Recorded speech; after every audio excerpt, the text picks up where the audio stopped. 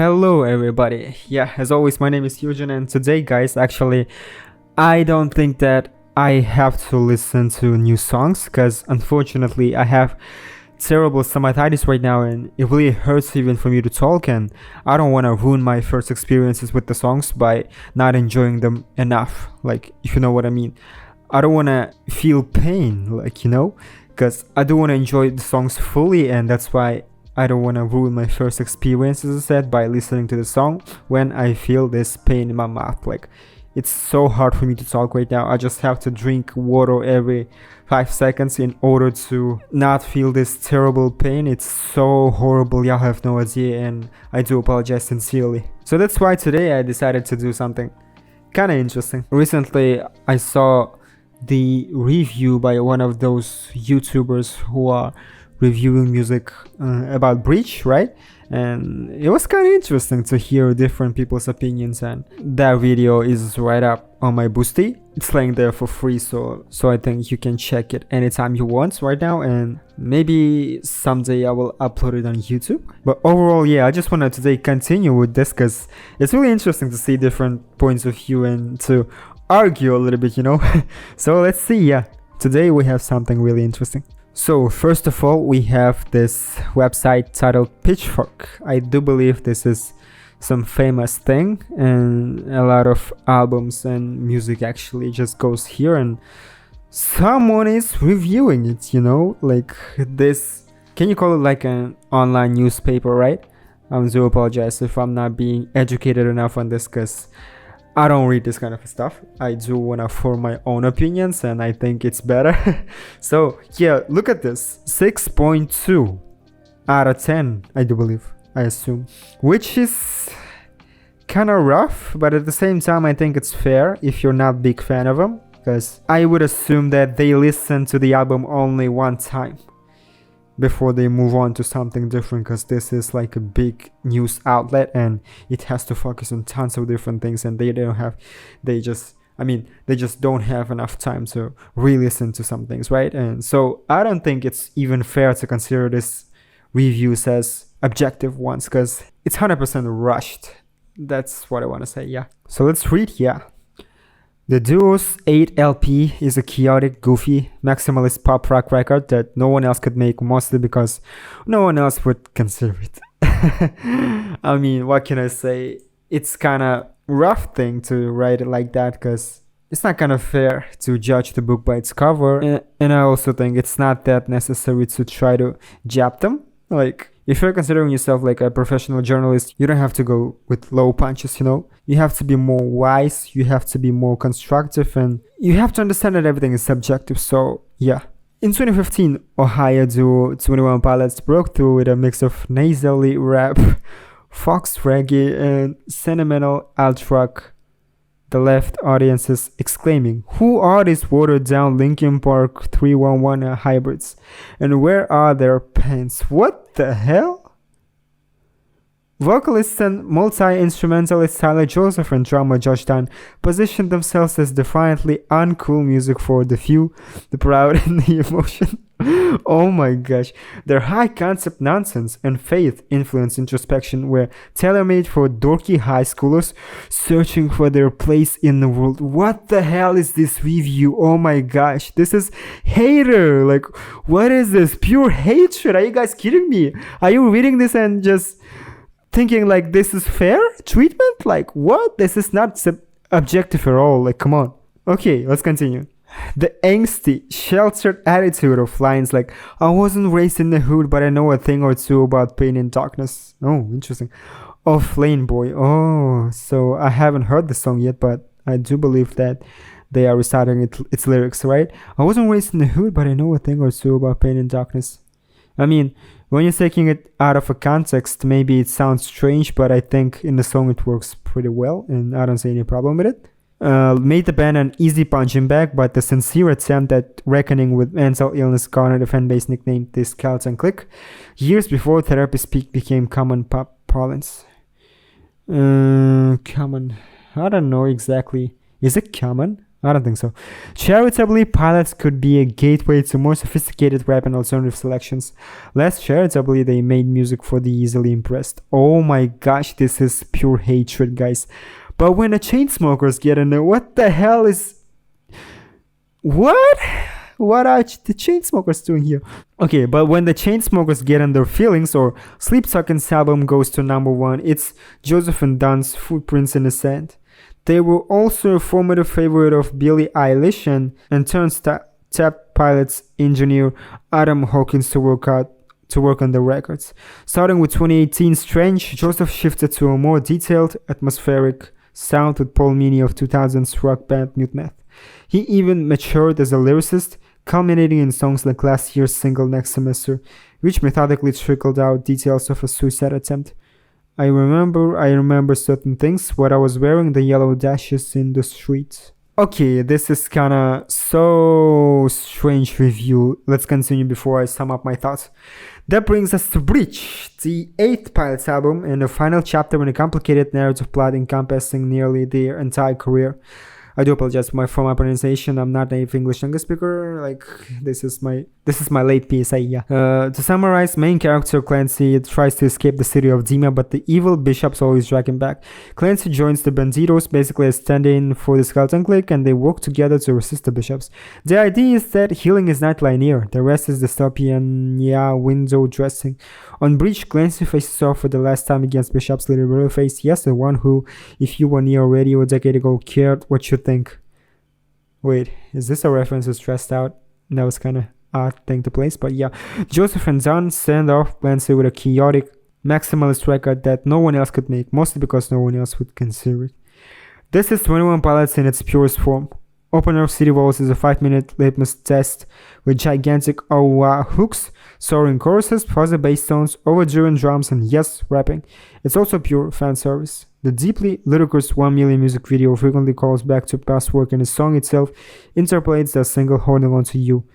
Yup, it's fascinating to hear a Christian adjacent band reprise the words "Entertain My Faith" as the video depicts Clancy's submission to a religious cult.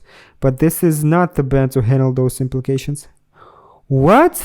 Having once contributed to the Suicide Squad soundtrack, Pilots now convey the bubbly energy of James Gunn's Superman reboot. What the hell does Superman has to do with this? You don't need to know about the Bishop's recommencing powers to enjoy the frenetic snowboarding game breakbeat and maniacal vocal processing of the contract. There are dumb, clever antics throughout garbage thesis and an uplifting something just like this piano parts before Joseph blurts out, "I feel like garbage." What the hell, like something just like this? Why do they always bring up the Chainsmokers and Coldplay? What the hell? The song Warfare speeds up on a line never slowing down, then abruptly returns to the original tempo because he cannot escape the cycle. There's hardly a breather until Cottonwood, a loving tribute to Joseph's grandfather and the meditative closer intentions. There's also Downstairs, a dolled-up demo from their pre-major label days, but the vestigial self-seriousness feels out of place of an album like this. Oh my gosh, are you kidding me? How did you come to this conclusion that it feels out of place on an album like this? Like The Breach. What do you mean this is their art form? And I don't think it's out of place at all, because they are always talking about stuff like this, and this is like their own space when they can create anything they want. Like, they were always talking about mental health and stuff like that. So looks like this journalist, whoever he or she is, like, she knows a lot of stuff actually, like about the price of the music video, like $1 million. And at the same time, this sentence shows you that this journalist does not know anything at all. So I don't know, do we have to even consider this review as a fair one? I think no. The most engaging motive in the Pilot's catalog remains Joseph's complex relationship with his fans. On Vessel's Standout, give or take a reggae break, Guns for Hands, he felt responsible for their mental health as his own deteriorated. On Trench Ballad Neon Gravestones, he cautioned them not to glorify his death should he one day lose his battle with depression. The tension comes to a head on Breach.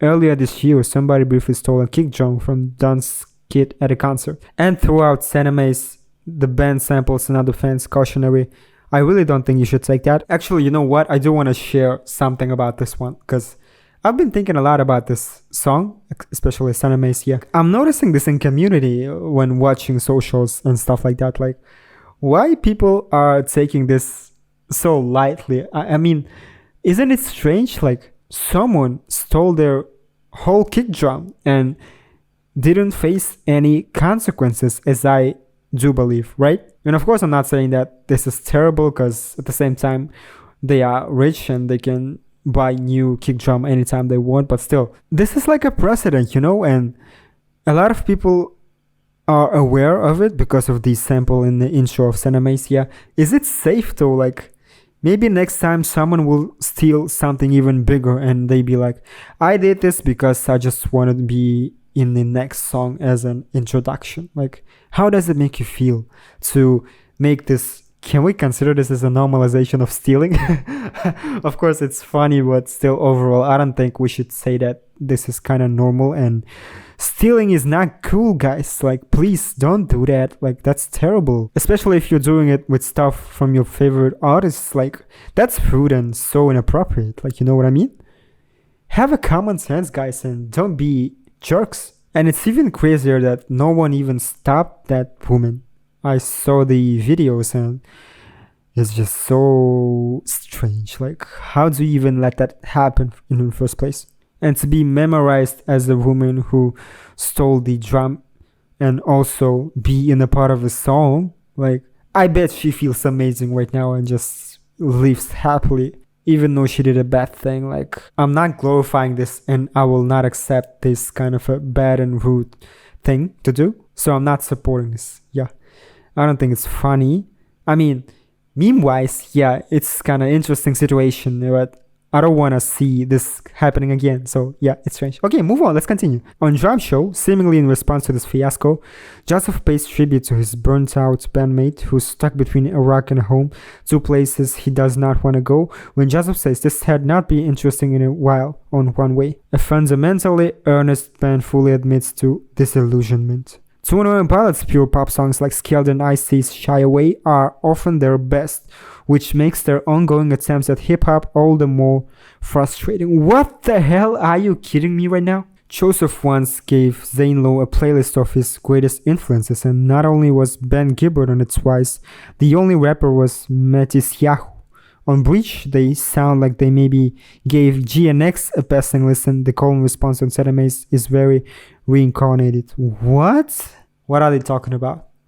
I don't remember any correlations with GNX? What the hell? But their engagement with the genre remains shallow.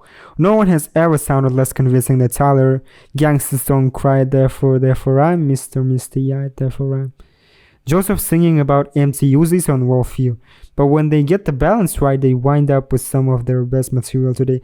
I don't think they are trying to convince anyone, first of all. I don't think it is even necessary for them because they are famous and rich enough already and they don't need any kind of approval from y'all, especially guys. So this is a strange thing to say, yeah. Okay, the song starts with a suitably moody verse over a 2-chord vamp and ends with a genuinely exciting double-time outro. Right now, it's hard to imagine a cultural re-evaluation for 21 Pilots the way people who grew up in the 2000s eventually gave My Chemical Romance and Linkin Park both obvious influences their flowers, but seeing the likes of MGK attempt a similar style without the same ambition puts the duo's merit into perspective, and at least Pilots are thoroughly committed to their uncool niche. They'd be more respected if they did away with the rapping entirely, but that would fundamentally change what this band is and why it got this far. As for Paul Clancy, he fails to break the cycle, and in a Matrix Reloaded-esque twist, the rebels must find another Clancy to continue the fight. It's a surprisingly sobering ending. No one here truly transcends their limitations, but it's only a matter of time before they try again. Okay guys, before we continue, let's find this. Where is it? I do want to see who is writing this. I'm so sorry, but I have to see it. Just look at this. The most trusted voice in music, Pitchfork. I don't think you guys the most trusted ones, unfortunately. And I'm not hating, guys. I'm not hating. I never hate something I don't like. I just move on from it, you know? I'm just stating here obvious wrongs and rights. Okay, I don't see the author of this so it's kind of unfair. Oh, here it is, by Hannah Jocelyn. Okay, guys, I think I found a name in Transient Peak website. I don't know what it is. So Hannah Jocelyn, writer, audio engineer, podcast editor, musician. Of course, I'm not going to show you the pictures because I don't think it's necessary, but let's just see what she's all about. I have written for some of the most influential websites in music journalism, such as Pitchfork, which we saw right freaking now, Billboard, Grammy.com, and many more. Features some of the best and brightest in indie music, noting out about their work. Okay, so I see this point of view, unfortunately. Yeah, I will hate on anything that is mainstream right now, and of course I will give all of my praises and flowers to the indie music and scene, right? It's kind of unfair. I've always been noticing this kind of stuff, and I think it's not helping to the community at all. Like, it's so stupid. Gosh, I just lost all of my enthusiasm to continue this video and read other reviews. Like, I don't think it's necessary. Yeah. So yeah, before I stop this video, like, thank you for hanging out with me.